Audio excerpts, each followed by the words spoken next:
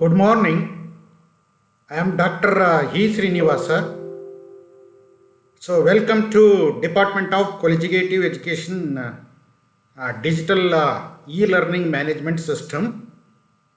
In this video, I am going to explain origin of cosmic rays. So, which is a concept in the chapter Cosmic Rays for 3rd BSc Physics students studying in 6th SEM in paper 8 Nuclear and Particle Physics. This is the video for session number 35. So as I told you, in this video I am going to explain origin of cosmic rays. So you all know that from the previous videos, cosmic rays are entering the Earth's atmosphere from all sides of the space. These are also high energy particles which are coming from all sides of the space. How they are generating in space? What are the sources of the cosmic rays? And also we are going to discuss the different sources of the cosmic rays in this video. Origin of cosmic rays. Several theories have been put forward regarding the origin of primary cosmic rays and the mechanism by which they acquire enormous energies. We already know that different types of the cosmic rays. There are two types of the cosmic rays. One is primary cosmic rays and the second one is secondary cosmic rays. What are primary cosmic rays? So the rays which are coming from all sides of the space, which are entering the Earth's atmosphere, mainly contains protons, electrons and other atomic nuclei are called primary cosmic rays. These primary cosmic rays, when incident on the upper Earth's atmosphere, they interact with the atoms and molecules of the gases, they will produce the secondary cosmic rays. Here we are studying about the primary cosmic rays, how they are generated. It is now established that cosmic rays originate outside the Earth's atmosphere. Primary cosmic rays are produced outside the Earth's atmosphere. There are different theories.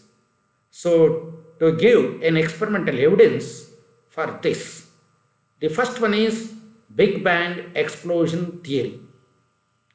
Lemaitre, Regener and other scientists have suggested that once upon a time, the whole mass of the universe was concentrated in a single nucleus. That means in a very small region with high gravity and high mass. About 3 billion years ago, this universe exploded, forming the galaxies which are still running away from each other. About 3 billion years ago, this universe exploded. This is called a Big Bang explosion. During the Big Bang explosion, there are number of galaxies, stars and other celestial bodies are formed, and also they are still running away from each other. And also you know that according to Hubble's law, the recessional velocities of the galaxies and the stars is directly proportional to their distance. During the explosion, a fantastically great amount of radiation was formed. During the explosion, a fantastically great amount of radiation was formed.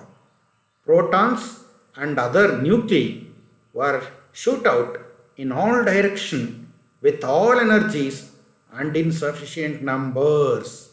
Protons, electrons and other atomic nuclei were shot out in all directions with all energies and in sufficient numbers during the Big Bang explosion. The cosmic rays are simply the debris, the dust of the explosion produced during the Big Bang explosion. This view does not explain the presence of the heavy nuclei in primary rays. In addition to protons, electrons, and also there are nuclei with heavy nuclei, maybe lithium, beryllium, and boron, etc. So next we'll study origin from the sun. So sun also emits primary cosmic rays.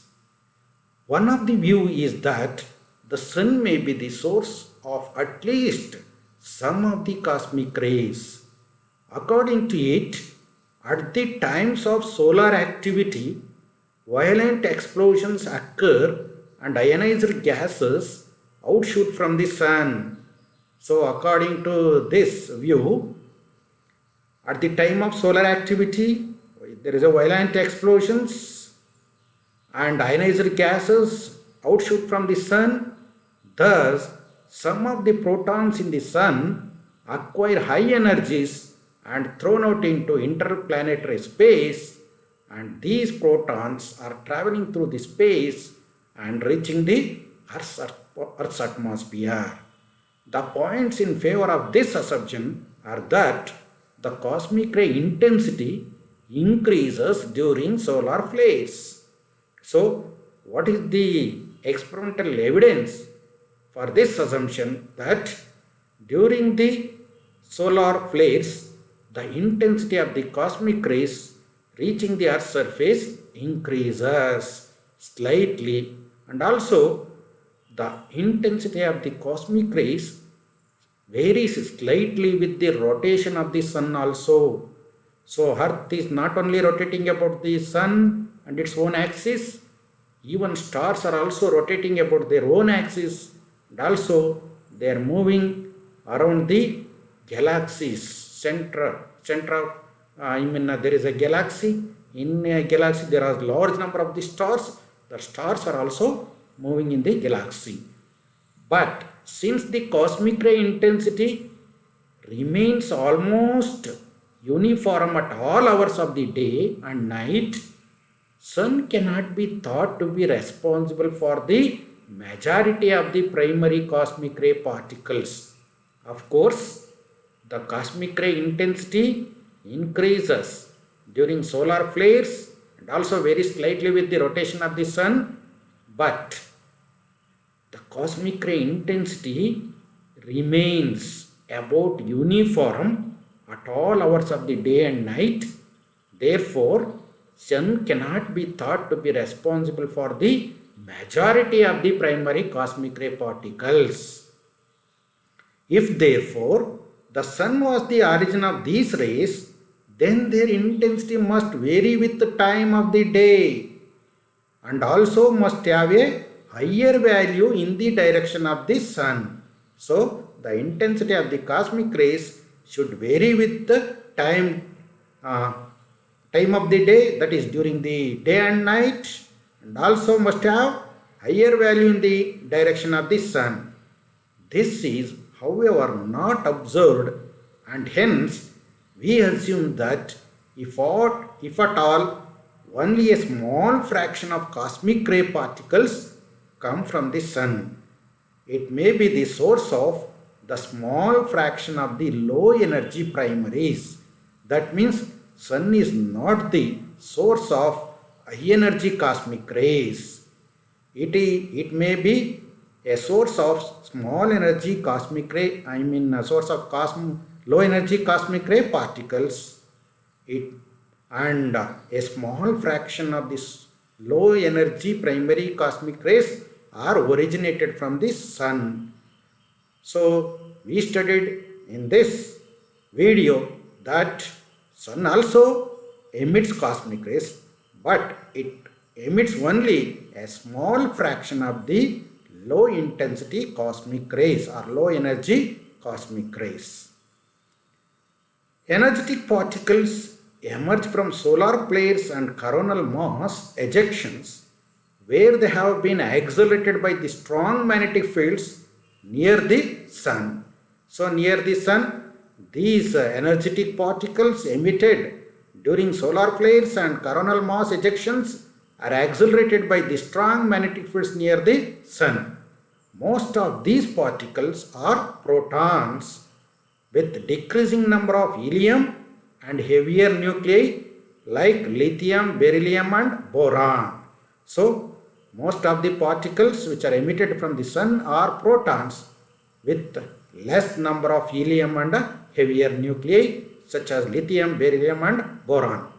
Observations of the helium-oxygen ratio among the energetic solar particles have contributed significantly to solar studies because the sun's helium abundance is difficult to estimate by means of conventional spectroscopy. That means by studying the helium-oxygen ratio among energetic solar particles have contributed significantly to solar studies because of the sun's helium abundance is difficult to estimate by means of conventional spectroscopy. Next, origin from cosmic ray stars. So, in our galaxy and also in other galaxies, there are massive stars. They also emit cosmic rays. They are called cosmic ray stars. Another view is that the cosmic rays come from the so-called cosmic ray stars which are more active than the sun. So, cosmic rays are also coming from the distant heavy massive stars which are more active than the sun are called cosmic ray stars. Our galaxy has about 10 to the power of 11 stars, including double stars, variable stars, novae and supernovae. All these may be the possible origins of the cosmic rays. Very important, all these may be the possible origins of the cosmic rays. The current view of the origin of cosmic rays is that the sun emits low energy cosmic rays, as I explained in the last slide, while high energy cosmic rays are emitted by cosmic ray stars within our galaxy. While high energy cosmic rays are emitted by cosmic ray stars within our galaxy. Regarding the tremendous energies of cosmic rays, most scientists believe that protons acquire acceleration in interstellar magnetic fields due to the presence of the interstellar magnetic field. So, the cosmic rays are accelerated by these interstellar magnetic field. We know today that galactic cosmic rays are atom fragments such as protons, positively charged particles, electrons, the negatively charged particles, and atomic nuclei like helium, beryllium, boron, etc. So, what is the view of the current science? What is today's view? While we know how they can be created in supernovas, there may be other source available for cosmic ray creation. It is also not clear exactly how supernovas are able to make these cosmic rays so fast. That means cosmic rays are also produced during the supernova explosion, that is supernova stars. Cosmic rays constantly rain down on Earth, and while the high energy primary rays collide with the atoms in the Earth's atmosphere and rarely make it through to the ground. So only a fraction of the primary cosmic rays reach the ground or Earth's surface. So through to the ground, secondary particles are ejected from this collision and do reach us on the ground. So due to the interaction of the primary cosmic rays with the atoms of the Earth's atmosphere gases, and secondary cosmic rays are produced. A fraction of the secondary cosmic rays so reach the ground. But by the time these cosmic rays get to Earth, it is impossible to trace where they came from. Since cosmic rays are charged positively, protons or nuclei or negatively charged electrons, their path through space can be deflected by magnetic fields except for the highest energy cosmic rays. So this is important point. Even if some fraction of the cosmic rays reach the ground, it is impossible to trace where they came from. This is important point because cosmic rays are charged particles. They are deflected by magnetic field of the Earth. So they take a different path while reaching the Earth's surface except for the highest energy cosmic rays. On their journey to Earth, the magnetic fields of the galaxy, the solar system and the Earth scramble their flight paths so much that we can no longer know exactly where they came from. Very, very important. On their journey to the Earth, the magnetic fields of the galaxy, the solar system, that means the magnetic field of the solar system, different planets, and also the stars, and even the magnetic field of the Earth scramble their flight paths so much that we can no longer know exactly where they came from. They are taking different deflections, zigzag path. So therefore it is difficult to trace the path of the cosmic rays where they came from. That means we have to determine where cosmic rays come from by indirect means. So we have to determine the path of the cosmic rays, that is where they come from, by indirect means. In 2016, a NASA spacecraft found most cosmic rays likely come from relatively nearby clusters of massive stars. So NASA spacecraft, which is launched in 2016, found that most cosmic rays likely come from nearby clusters of massive stars. The agency Advanced Composition Explorer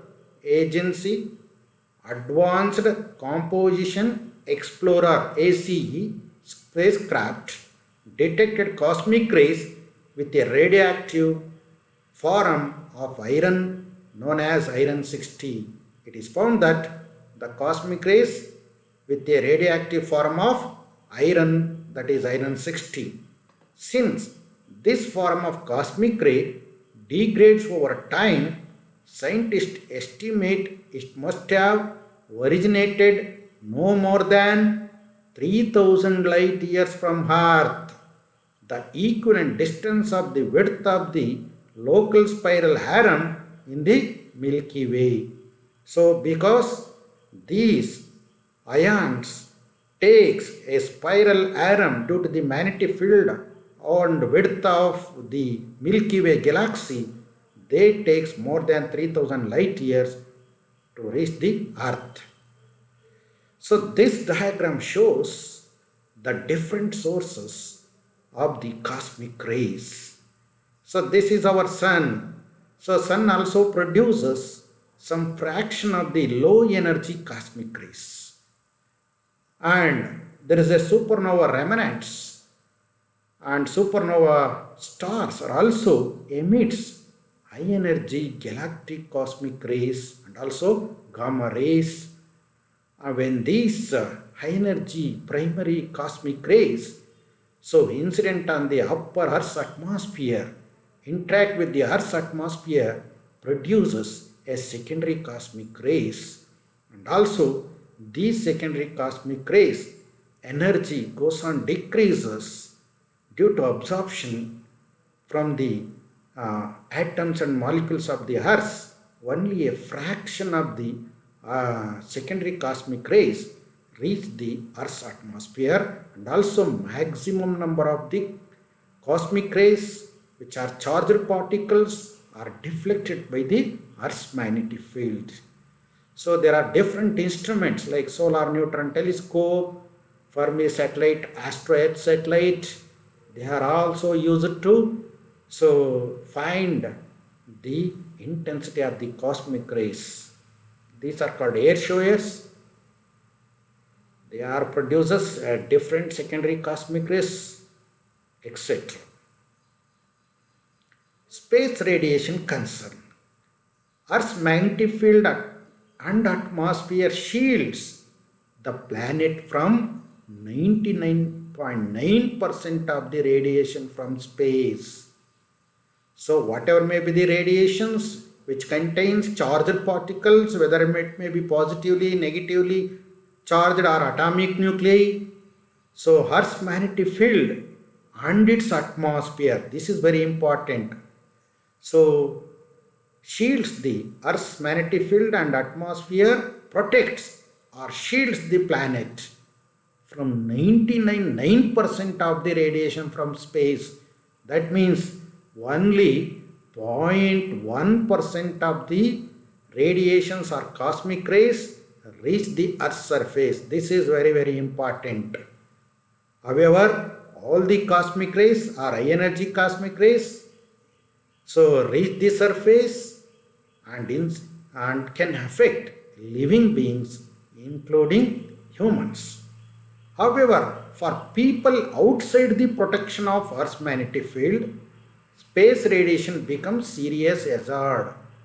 So, if there are people present outside the magnetic field and Earth's atmosphere, so the space radiation becomes a serious hazard. An instrument abroad, the Curiosity Mars rovers, during its 253-day cruise to Mars, revealed that the radiation dose received by an astronaut on even the shortest Earth-Mars round trip would be about 0.66 sievert. Sievert is the unit used to measure the energy dose to the person. This amount is like receiving a whole body CT scan every 5 or 6 days. Suppose if a person undergoes CT scan for every 5 or 6 days, this much amount of energy is received by a person, that is equal to a scientist or an astronaut received even in the shortest Earth-Mars round trip in the Curiosity Mars rover during 253-day cruise to Mars.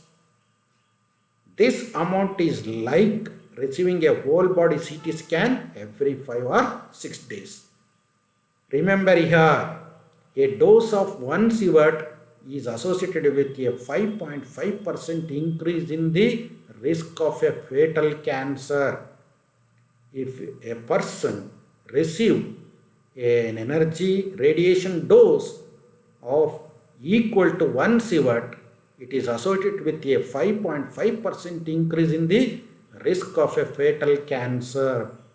So, the normal daily radiation dose received by the average person living on Earth is only 10 microsievert. That is about 10,000, 0.0001 sievert. So 10,000 times this much. So a normal daily radiation dose received by the average person living on earth is only 10 microsievert, 10 into 10 power minus 6 sievert. That is about 10 to the power of minus 5 sievert. So here 1 sievert. 1 sievert divided by 10 to the power of 5 sievert is 10 to the power of minus 5 sievert. So that much amount only. So the radiation dose received by the person living on the earth in a normal daily radiation dose. So this is very, very important. So, and also earth's magnetic field, which protects these high energy cosmic rays which are reaching the earth's surface. So cosmic rays from different sources, as you know in the last slide, sun also emit a small fraction of the cosmic rays, and also these are galactic cosmic rays. These are also galactic cosmic rays which are entering the earth's atmosphere from all sides, but here there is a earth's magnetic field. The earth, this is a earth, and around the earth there is a magnetic field. This earth's magnetic field protects or shields from the cosmic rays which are reaching the earth's surface. Since most of the cosmic rays are charged particles, these cosmic rays are deflected away from the earth's magnetic field. And also earth has a atmospheric gases. These primary cosmic rays interact with the atoms or molecules of the atmospheric gases. They are absorbed by the atmospheric gases and their energy goes on decreases because of their absorption, and they will also produce low energy secondary cosmic rays. So these are the books I have used to study and make this video. Thank you for watching. Thank you once again.